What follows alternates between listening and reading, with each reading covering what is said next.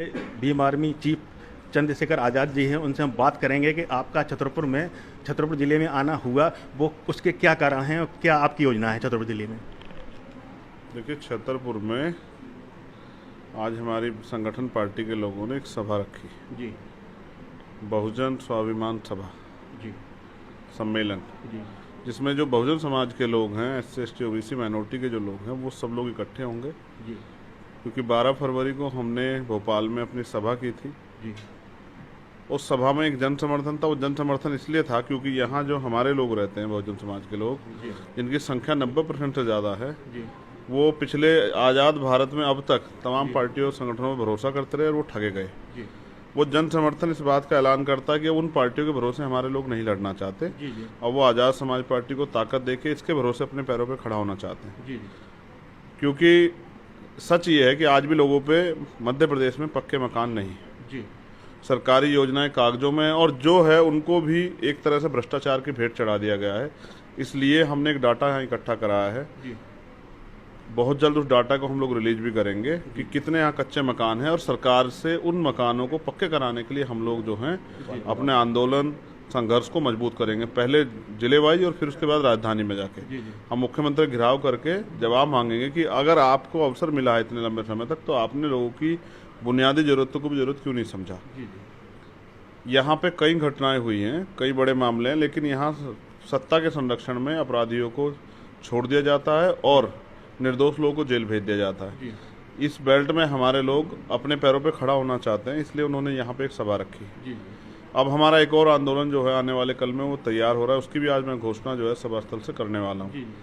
हमने तय कर लिया कि मध्य प्रदेश में हम अपने दम पे चुनाव लड़ेंगे और अपने दम पे जो है, जो हमने घोषणाएं की है कि एक आदिवासी मुख्यमंत्री, एक अनुसूचित जाति का उप मुख्यमंत्री, एक अल्पसंख्यक समाज का उप मुख्यमंत्री, एक पिछड़े वर्ग का एक उप मुख्यमंत्री बनाने का काम जो है हम अपनी पार्टी के जरिए करेंगे।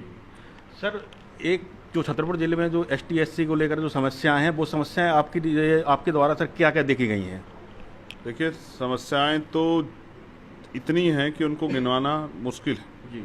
सबसे बड़ी समस्या तो सुरक्षा की है।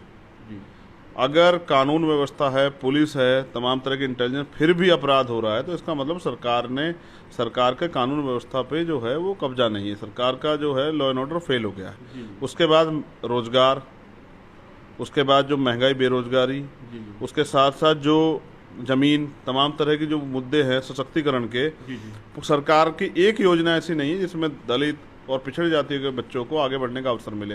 एजुकेशन का बजट कम कर रही है सरकार, हेल्थ का बजट कम कर रही है, लोग अस्पताल के बाद दम तोड़ दे रहे हैं।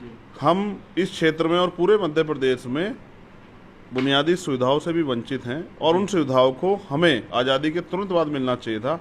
इसलिए लोकतंत्र में बाबा साहब अम्बेडकर ने कहा कि राजनीति में हिस्सेदारी न करने का सबसे बड़ा दंड यह है कि अयोग्य लोग आपके ऊपर शासन करते हैं। आज अयोग्य लोग शासन कर रहे हैं। योग्य लोग जिनको अपनी समस्या को हल करना है, वो घर बैठे, इसलिए हमने दल बनाया है। दल से बल तैयार होगा और बल से हमारी समस्याओं का हल होगा। सर, पिछले दिनों एक मामला सामने आया था, जो यहाँ पे बागेश्वर महाराज जी हैं, उनके छोटे भाई ने ST SC समाज में जो शादी चल रही थी, वहाँ पे कट्टा लहराया था, और जिस प्रकार से उनके ऊपर धाराएं लगाई जाना थी वो लगाई भी नहीं गई और उनकी जमानत भी हो गई है। उसके बारे में सर क्या कहना है आपका। देखिए, उनको सत्ता का संरक्षण है। बस वो, मैं उनको ये कहना चाहता हूँ कि वो ये ना समझे कि यहाँ का बहुजन समाज कमजोर है। किसी गलतफहमी का शिकार ना रहें। हम संवैधानिक रूप से काम करने वाले लोग हैं। जो अपराध उन्होंने किया है उसकी सजा हम उनको दिला करेंगे। वो कोई भी गलतफहमी ना पाले। सत्ता भी आती जाती, जो सत्ता उनका संरक्षण कर रही है उससे भी हिसाब होगा। तो ये जो सत्ता के संरक्षण में न्याय को प्रभावित करने का काम किया गया, ये समाज देख रहा है। इसका जवाब समाज जो है ना, ये जो चोट समाज को के स्वाभिमान की, इस चोट का बदला समाज जो है वोट देके आज़ाद समाज पार्टी को, इन पाखंडियों को देगा।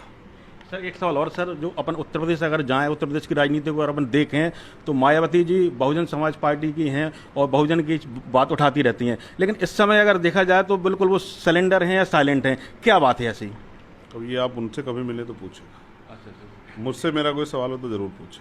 आपसे हमारे साथ चंद्रशेखर जी आज़ाद, जिन्होंने अपनी बात पूरी तरह रखी। बहुत बहुत धन्यवाद।